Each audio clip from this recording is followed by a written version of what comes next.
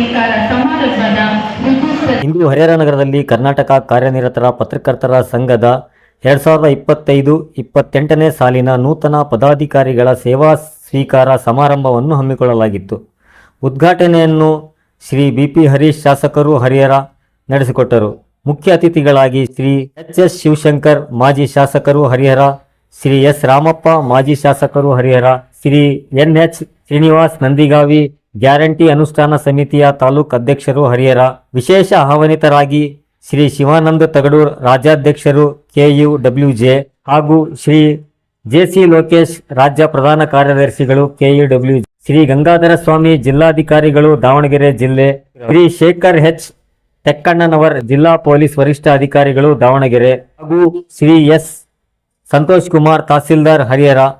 ಪ್ರಮಾಣ ಪತ್ರ ವಿತರಣಕರು Shri E.M. Manjunath ಜಿಲ್ಲಾಧ್ಯಕ್ಷರು KUWJ Davanagere ಜಿಲ್ಲೆ, ಶ್ರೀ ನಾಗರಾಜ್ ಬಡ್ದಾಳ್ ವರದಿಗಾರರ ಕುಕ್ಟ ದಾವಣಗೆರೆ ಜಿಲ್ಲೆ, ಜ್ಞಾನಪಿತ ಬೋಧನೆ ಶ್ರೀ ಎಚ್.ವಿ. ಬದ್ರಿನಾಥ್ ಪ್ರಧಾನ ಕಾರ್ಯದರ್ಶಿ KUWJ ದಾವಣಗೆರೆ, ಶ್ರೀ ವಿನಯ್ ಕುಮಾರ್ ಪೌರಾಯುಕ್ತರು ನಗರಸಭೆ ಹರಿಹರ, ಚಂದ್ರಪ್ಪ ರಾಜ್ಯ ಸಮಿತಿ ಸದಸ್ಯರು KUWJ, ಶ್ರೀ ಎಚ್.ಎಸ್. ವೀರೇಶ್ ಖಜಾಂಚಿ KUWJ ದಾವಣಗೆರೆ, ಶ್ರೀ ಎಚ್. ಸುಧಾಕರ್ ತಾಲೂಕು ಅಧ್ಯಕ್ಷರು ಕಾರ್ಯನಿರತರ ಪತ್ರಕರ್ತರ ಸಂಘ ಹರಿಹರ. ಇನ್ನು ಹಲವಾರು ಸದಸ್ಯರು ಹಾಗೂ ಪದಾಧಿಕಾರಿಗಳು ಕಾರ್ಯಕ್ರಮದಲ್ಲಿ ಉಪಸ್ಥಿತರಿದ್ದರು. ವರದಿ ಶೇಖ್ ಅಲ್ತಾಫ್, ಸ್ಮಾರ್ಟ್ ನ್ಯೂಸ್ ಕನ್ನಡ, ಹರಿಹರ.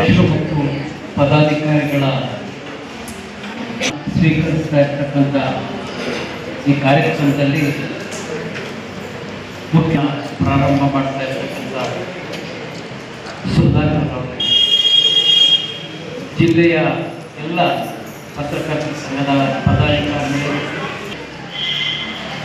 ಪತ್ರಿಕೆ ಓದತಕ್ಕಂಥ ಅಭ್ಯಾಸ ಇರೋರು ಯಾವುದೇ ಕಾರಣಕ್ಕೂ ಪತ್ರಿಕೆ ಓದೋದನ್ನಂತೂ ಬಿಡಲ್ಲ. ನನಗಂತೂ ದಿನ ಮುಂಜಾನೆ 6 ಪತ್ರಿಕೆ ಓದ್ತೀನಿ, ಕಡಿಮೆ ಅಂದರೆ 6 ಪತ್ರಿಕೆ ಓದ್ತೀನಿ. ನನ್ನ ರೀತಿಯೇ ಪತ್ರಿಕೆ ವಿತರಕರ ಹತ್ರ ಬಂದು ಪತ್ರಿಕೆ ತಗೊಂಡು ನೋಡಿದ್ದೀನಿ. ಈ ಪತ್ರಿಕೆ ಮತ್ತು ರೇಡಿಯೋ ನ್ಯೂಸ್ ಕೇಳ್ತಕ್ಕಂಥ ಅಭ್ಯಾಸ ಇರ್ತಕ್ಕಂಥವ್ರು, ಅದು ಯಾವುದೇ ಸೋಷಿಯಲ್ ಮೀಡಿಯಾ ಇರಲಿ, ಯಾವುದೇ ರೀತಿ ಇದ್ರೂ ಕೂಡ ಅದು ಪತ್ರಿಕೆ ಓದ್ತಕ್ಕಂಥದ್ದು ಅದೊಂದು ಅಭ್ಯಾಸ, ಒಂದು ಹವ್ಯಾಸ ಅಂತ ನಾನು ಭಾವಿಸ್ತೇನೆ. ಇವತ್ತು ಶಾಂಭವಿಯವರು ಮಹಿಳಾ ನಮ್ಮ ತಾಲೂಕಿನ ಅಧ್ಯಕ್ಷರಾಗೋದು ಕೂಡ ಯಶಸ್ವಿಯಾಗಿ, ಮಹಿಳಾ ಅಧ್ಯಕ್ಷರಾಗಿ ಯಶಸ್ವಿ ಒಂದು ಆಡಳಿತವನ್ನು ನಡೆಸಿದ್ದಾರೆ.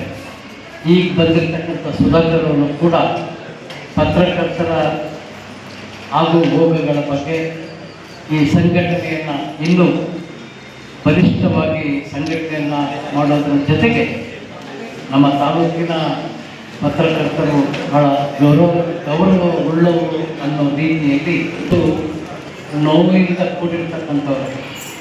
ನಮಗನ್ನಿಸ್ತದೆ ಅವನೇನು ಪತ್ರಿಕೆ ಅಂತ ಏನು ಬೇಕಾ ಬರೀತಾರೆ, ಆದರೆ ಅವರ ಒಂದು ಜೀವನ ಭಾಳ ಕಷ್ಟಕರವಾಗಿ ಅವರು ಜೀವನವನ್ನು ನಡೆಸ್ತಕ್ಕಂಥದ್ದು, ನಾವು ಅದನ್ನು ಕೂಡ ಮನಗಾಣಬೇಕು.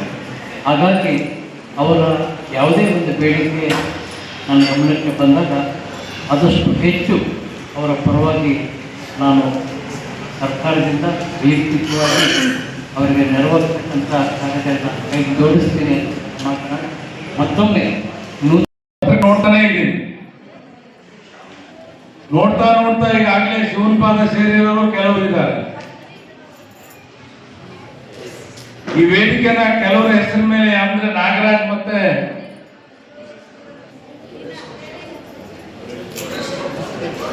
ಸುರೇಶ್ ಗೌಡ್ರ ಹೆಸರ ಮೇಲೆ ಮಾಡ್ತೀವಿ ಅಂತ ಹೇಳಿ, ಯಾಕಪ್ಪ ಉಳಿದವರು ಯಾರು ಕಾಣಲಿಲ್ವಾ ಅಂತ ನಾನೇ ಕೇಳಿದೆ. ಇಬ್ಬರೇ ಅಲ್ಲಪ್ಪ ಸತ್ತಿರೋರು, ಶಿವನಪಾದ ಸೇರಿರೋ ಇನ್ನೂ 3-4 ಜನ ಇದ್ದಾರೆ.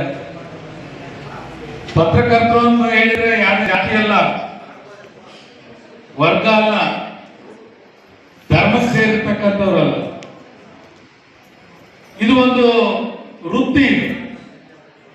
ರಾಜಕಾರಣದಲ್ಲಿ ಮೊದಲು ಬರೋದು ಜಾತಿ, ಎರಡನೇದು ಬರೋದು ಹಣ, ಆಮೇಲೆ ಅವ್ನು ಕೆಲಸ ಮಾಡಕ್ಕೆ ಯೋಗ್ಯತೆ ಐತೋ ಇಲ್ಲೋ ಅಂತ ನೋಡ್ತಕ್ಕಂಥ ಕಾಲ ಬಂದಿದೆ. ಹಿಂದೆ ಅದಿರಲಿಲ್ಲ. ಸೇವೆಗೆ ತಕ್ಕ ಪ್ರತಿಫಲ ಹಿಂದೆ ಸಿಗ್ತಾ ಇತ್ತು. ಇವತ್ತು ನಾನು ಗೆದ್ರು ಜಾತಿ ಹಣ, ಆಮೇಲೆ ಕೆಲಸ. ಹರೀಶ್ ಗೆದ್ರು ಹಂಗೆ, ಇನ್ನೊಬ್ರು ಗೆದ್ರು ಹಂಗೆ. ಹಾಗಾಗಿ ಇವತ್ತು ಕಾಲ ಬದಲಾಗಿದೆ. ಟೋಪಿ ಹಾಕಿಕೊಳ್ಳುವ ಕಾಲದಿಂದ ಟೊಪ್ಪಿಗೆ ಹಾಕುವ ಕಾಲಕ್ಕೆ ಬಂದಿದ್ದೀವಿ ನಾವು. ಹಾಗಾಗಿ ಇವತ್ತು ಬದಲಾದ ಕಾಲದಲ್ಲಿ ನಾವು ಯಾವ ರೀತಿ ವೃತ್ತಿಯನ್ನು ಮಾಡಬೇಕು ಅಂತ ಹೇಳಿ ನಾವೆಲ್ಲರೂ ಕೂಡ ಇವತ್ತು ರಾಜಕೀಯನೂ ಕೂಡ ಒಂದು ವೃತ್ತಿ ತರ ಆಗಿಬಿಟ್ಟಿದೆ. ನಿಮ್ದೇನು ವೃತ್ತಿಯೋ, ವೈದ್ಯ ವೃತ್ತಿ, ವಕೀಲ ವೃತ್ತಿ, ಶಿಕ್ಷಕ ವೃತ್ತಿ, ಪತ್ರಕರ್ತ ವೃತ್ತಿ. ನಾವು ಒಂದು ರೀತಿ ರಾಜಕಾರಣಿಗಳು ವೃತ್ತಿ ತರ ಆಗ್ಬಿಟ್ಟಿದ್ದೀವಿ. ಒಂದ್ಸರಿ ಕೂತೀವಿ ಅಂದ್ರೆ ಸಾಯೋವರೆಗೂ ನಾವು ಇರಲೇಬೇಕು ಅಂತ. ಇದ್ದವ್ರು ಕಳೆದು ನಾವು ಬರಬೇಕು ಅನ್ನೋ ಕಾಲ ಬಂದ್ಬಿಟ್ಟಿದೆ. ಆದ್ರೆ ಅದೇ ರೀತಿ ಸಂಘಟನೆಗಳಲ್ಲೂ ಕೂಡ ಇದ್ದವ್ರು ತೆಗೆದು ನಾವು ಕೂರ್ಬೇಕು ಅನ್ನೋ ಪೈಪೋಟಿ ಜಾಸ್ತಿ ಆಗಿದೆ. ಪೈಪೋಟಿ ಆಗೋದು ಒಳ್ಳೇದೇ, ಅದು ಅಭಿವೃದ್ಧಿ ಪರವಾಗಿರಬೇಕು, ಕ್ರಿಯಾಶೀಲವಾಗಿರ್ಬೇಕು. ಬಾರಪ್ಪ, ಅವರಿಗೂ ಕೂಡ ವೇದಿಕೆ ಮೂಲಕ ನಾನೇ ಸ್ವಾಗತ ಮಾಡ್ತೀನಿ. ಪತ್ರಕರ್ತರ ಕರ್ನಾಟಕ ಕಾರ್ಯನಿರತ ಪತ್ರಕರ್ತರ ಸಂಘದ ಪದಗ್ರಹಣವನ್ನು ಇವತ್ತು ಸುಧಾಕರ್ ಅವರ ತಂಡ ಎತ್ತಿಕೊಳ್ತಾ ಇದೆ. ತುಂಬಾ ಖುಷಿ ತಕ್ಕ ವಿಚಾರ.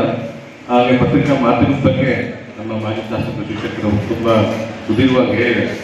ನಾನು ಹೇಳೋದು ಇಷ್ಟೇ, ಹರಿತವಾಗಿರಲಿ, ಚೆನ್ನಾಗಿರಲಿ, ಸ್ವಲ್ಪ ಒಳ್ಳೆ ಕೆಲಸದ ಕಡೆ ನಿಮ್ದು ಸಮಾಜಮುಖಿ ಕೆಲಸಗಳು ನಿಮ್ದು ತುಂಬಾ. ಯಾರ ರಾಜಕೀಯ ಮಲಗಿದ್ರೆ ಬಡದಿದ್ದಂಥ ಕೆಲಸ ನಿಮ್ದು. ಇವತ್ತು ಏನಾದ್ರು ಒಂದು ಎರಡು ಏನು ಮಾಡಿದ್ರೆ ಅವರೇ ಇದ್ದು ಎಲ್ಲ ಕೆಲಸ ಮಾಡ್ತಾ ಇರ್ತಾರೆ.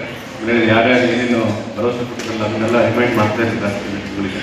ಅದು ನಿಮ್ಮ ಒಂದು ಒಳ್ಳೆ ಕೆಲಸ. ಊರಿಗೆ ಒಳ್ಳೆಯದಾಗಿದೆ, ನಮ್ಮ ಹರಿಹರ ತಾಲೂಕಿಗೆ ಒಳ್ಳೆಯದಾಗಿದೆ. ಸುಧಾಕರ್ ಅವರ ತಂಡ ಇವತ್ತು ಏನು ಪದಗ್ರಹಣ ಮಾಡಿದರೆ ಒಳ್ಳೆಯದಾಗಲಿ. ಈ ಒಂದು 3 ವರ್ಷ ಅವರ ಕಾಲಾವಧಿಯಲ್ಲಿ ಒಳ್ಳೆ ಮೈಲಿಗಲ್ಲು ಇರ್ತಕ್ಕಂಥ ಒಂದು ಕೆಲಸ ಮಾಡಿ ಅವರು ಒಂದೆರಡು ಬೇಡಿಕೆ ಇದ್ದಾವೆ. ಅದು ಆದಷ್ಟು ಬೇಗ ಈಡೇರಲಿ. ನಾನು ಕೂಡ ಅವ್ರ ಜೊತೆಗೆ ಇರ್ತೀನಿ. ಅದನ್ನೆಲ್ಲ ಕಮೆಂಟ್ ಮಾಡ್ತೀನಿ. ಒಂದು ಲ್ಯಾಪ್ಟಾಪ್ ವಿಚಾರ ಒಂದು ರೈಟಿಂಗ್ ವಿಚಾರ ಒಂದು ಇನ್ನೊಂದು ಯಾವುದೋ ಒಂದು ಕೊಡ್ತಿದ್ದಾರೆ. ಸೊ ಆದಷ್ಟು ಬೇಗ ಆಗುತ್ತೆ.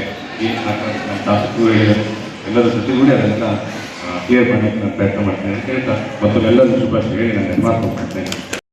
ಕೆಲಸಗಳ ಮೂಲಕ ಶತಮಾನಗಳು ಆಚರಣೆಯಲ್ಲಿ ಮುನ್ನಡೆದಿದೆ.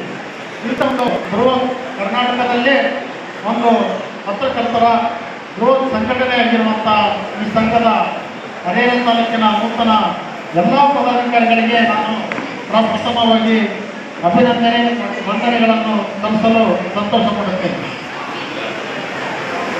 ನಮ್ಮ ಯಾವುದೇ ಒಂದು ನಾನು ನೇರವಾಗಿ ವಿಚಾರಕ್ಕೆ ಬಂದುಬಿಡ್ತೇನೆ. ಯಾಕಂತ ಹೇಳಿದ್ರೆ ಮಾತನಾಡುವ ಒಂದು ಸಮಯ ಇಲ್ಲ, ಈಗಾಗಲೇ ಕಾಲ ವಿಳಂಬವಾಗಿದೆ. ಶಾಸಕರು ಕೂಡ ಮತ್ತೊಂದು ಕಾರ್ಯಕ್ರಮಕ್ಕೆ ಹೋಗಬೇಕಾಗಿರೋದ್ರಿಂದ ನಾನು ನೇರವಾಗಿ ಸ್ವಲ್ಪ ನನ್ನ ಬೇಡಿಕೆಗಳ ಬಗ್ಗೆನೇ ನಾನು ಒತ್ತು ಕೊಟ್ಟು ನಾವು ಮಾತಾಡ್ತೇನೆ. ಉಳಿದ ವಿಚಾರದಂತೆ ನಮ್ಮ ಈಗಾಗಲೇ ಕೊಡಲಾಗಲು ಮಾತನಾಡಿದ್ದಾರೆ.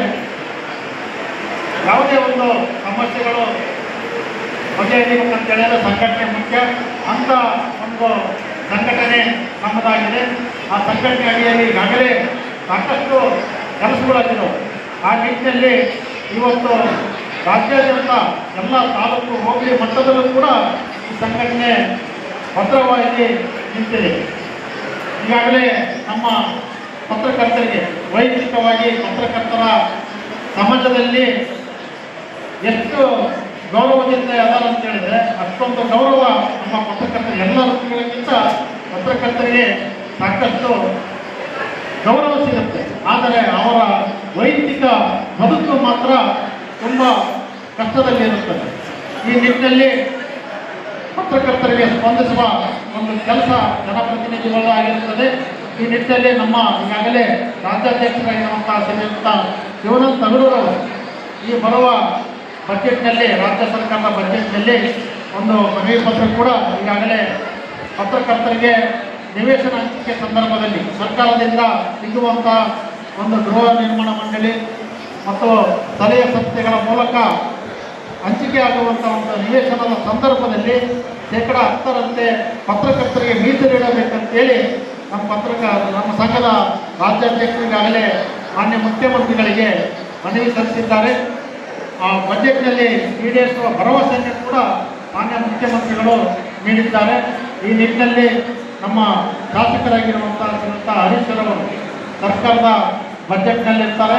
ಅವರೆಲ್ಲ ಬೆಂಬಲ ನೀಡಿ ನಮ್ಮ ಪತ್ರಕರ್ತರಿಗೆ 10% ರಿಯಾಯಿತಿ 10 ಒಂದು ಪತ್ರಕರ್ತರಿಗಾಗಿ ನಿವೇಶನ ಕಾಯ್ದಿರಿಸುವ ಒಂದು ಇದಕ್ಕೆ ಬೇಡಿಕೆಯನ್ನು ಈಡೇರಿಸುವ ನಿಟ್ಟಿನಲ್ಲಿ ಅವರು ಸಹಕರಿಸಬೇಕಂತೇಳಿ ಕೇಳಿಕೊಳ್ಳುತ್ತಾ, ಮತ್ತು ಸ್ಥಳೀಯ ಸಮಸ್ಯೆಗಳಿಗೆ ಸಾಕಷ್ಟು ಸಮಸ್ಯೆಗಳು ಯಾವುದೇ ಆಗಿರ್ಬೋದು, ನಿವೇಶನ ಆಗಿರ್ಬೋದು, ಪತ್ರಕರ್ತರಿಗೆ ಆರೋಗ್ಯ ಸಮಸ್ಯೆ ಆಗಿರ್ಬೋದು, ಎಲ್ಲ ವಿಚಾರಗಳಿಗೆ ನಮ್ಮ ಶಾಸಕರು ಈಗಾಗಲೇ ಸಾಕಷ್ಟು ಸ್ಪಂದಿಸಿದ್ದಾರೆ.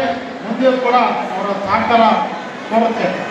ಈ 2 ವಿಚಾರದಲ್ಲಿ ನಾನು ನನ್ನ ಭಾಷಣಕ್ಕೆ ವಿರಾಮ ನೀಡಲು ಜೈ ಹಿಂದ್ ಜೈ ಕರ್ನಾಟಕ.